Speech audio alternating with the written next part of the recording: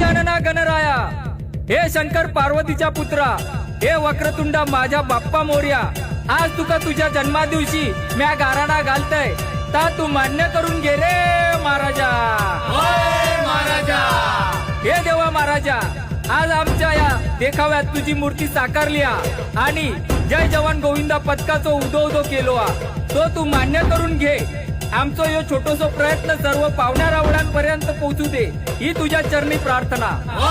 महाराजा हडे जमलेल्या माझ्या सर्व माणसांका सुखी ठेव, त्यांच्या मागे उभो राहू.